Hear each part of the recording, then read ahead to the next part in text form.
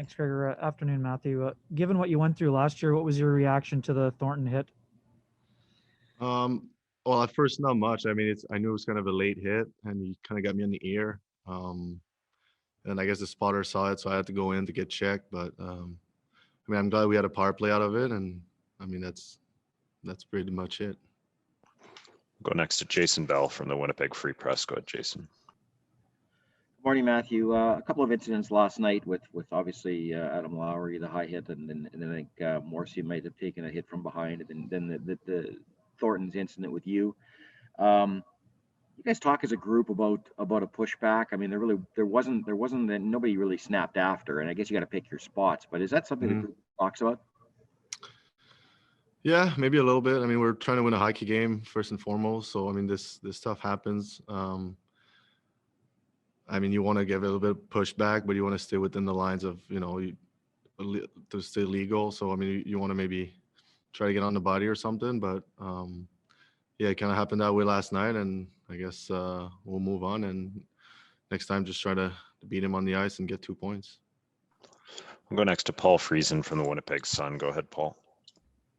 Hey, Matthew. There hasn't been, over the years, that much of a rivalry between Winnipeg and Toronto. How much is that changing? Yeah, well, the fact that we're playing them 9 times or 10 times, that will add to it for sure.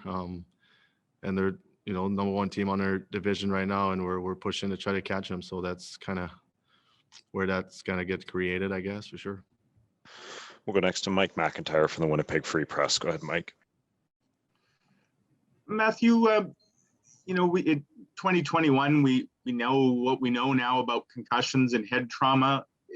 Would you like to see the NHL make a hard and fast kind of rule, kind of like minor hockey, that you hit a guy in the head, whether it's on purpose, accidental, but you hit a guy in the head and there's going to be consequences just to try and get that out of the game? Yeah, maybe a little bit. I think if you, like you say, if you try to get rid of it completely, that would be the way to go. Yeah, there's no place for it in the game. When I go to hit a guy, I always make sure I don't get the head. Like it's the one thing I always think about when I go for a hit. And if you do it that way, then yeah, you would eventually get rid of all of it for sure. We'll go next to Kelly Moore from 680 CGOB. Go ahead, Kelly. Hey, bonjour, Mathieu.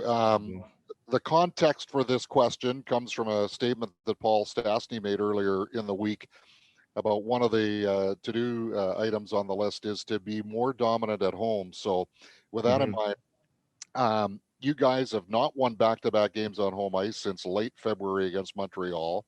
And so has that been a focal part of conversation in the dressing room? And part 2 of that question, why has it been so difficult at home when it has been so successful on the road? Not sure. I think somehow when we get on the road, we just play kind of a hard game, simple. We're physical, and feels like when we get home, we're trying to be a little bit more cute, and I don't think we worked as hard in a way that we do on the road. So it's kind of something we've been talking about, to try to bring that hard energy that we have on the road, bring it at home too. So yeah, maybe our effort hasn't been as great at home, and this is something we're gonna try to fix and bring a harder work ethic at home games. And final question to Ken Weaver from Sportsnet. Go ahead, Weaver. Matthew, we don't have the update on Adam Lowry yet, and we know your group has a lot of depth, but how does the dynamic change when Adam is not there, if he's not available tomorrow?